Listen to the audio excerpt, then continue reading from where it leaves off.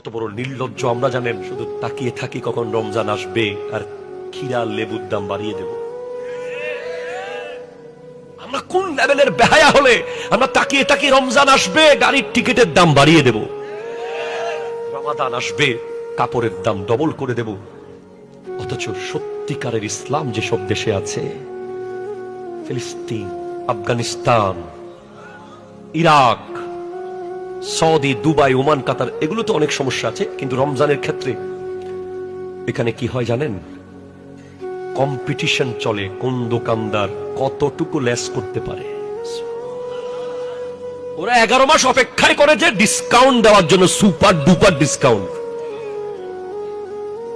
আপনি অবাক হবেন, মক্কাতুল মুকাররমা আর মদিনাতুল মুনাওয়ারাতে এট এ টাইম 10 লাখ মানুষ ইফতার করে।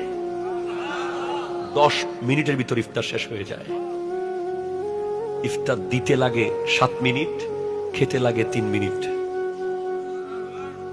আর 2-3 মিনিটের মধ্যে পরিষ্কার শেষ। সব মিলে 15 মিনিটের মধ্যে দেওয়া খাওয়া শেষ। বড় বড় দুবাই শায়েক, বড় বড় ওমানের শায়েক, কাতারের শায়েকরা এসে খেজুরের বড় বড় টনকে টন নিয়ে দাঁড়িয়ে থাকে। Please give me the chance, আমাকে সুযোগ দেন, এবার খেদমত করার সুযোগ আমাকে দেন। আর আমরা খেজুর দিয়ে কজন ইফতার করতে পারবে এখানে? আপনি দেখবেন যে সারা বছর খেজুরের দাম 600 টাকা কেজি, রোজা আসলেই এটা হয়ে যাবে 3500 টাকা কেজি। এই জন্য আমি বলি যে আমাদের পরিস্থিতি এমন, আমরা রমজানের ট্রেনিং করি নাই।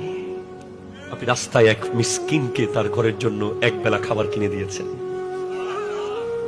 সে হঠাৎ আল্লাহকে বলছে, আল্লাহ আল্লাহ আমাকে দিয়েছেন। সাথে সাথে আল্লাহ আপনার হায়াতকে আরো 50 বছর বাড়িয়ে দিতে পারে। হঠাৎ আপনি আপনার মায়ের সেবা করতেছেন, মায়ের হাতে 500 টাকা একটা নোট দিয়েছেন, আপনার মা জায়নামাজে বসে হাত তুলে দিয়েছে, সাথে সাথে হায়াত আরো 10 বছর বেড়ে গেছে।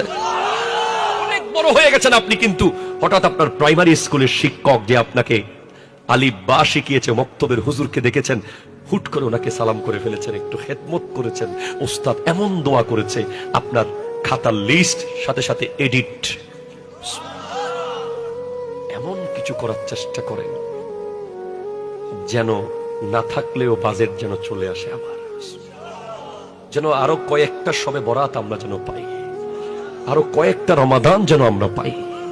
যুবক, তুমি তওবা করে ফেলো, রমজানে যেন তুমি তোমার রোজাগুলো ঠিকভাবে হয়। কত নির্লজ্জ বেহায়া হলে বেগানা মেয়ের সাথে সম্পর্ক করে আর রমজানের সময় সেহরি ইফতারে ডেকে দেয় একজন একজনকে। এই লেভেলের বেহায়াও আমাদের সমাজে আছে।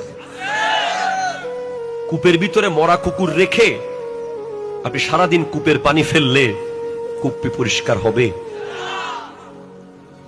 আগে মরা কুকুর ফেলে দেন, তারপরে পানি ফালান। ঠিক কিনা? জোরে কথা বলেন না।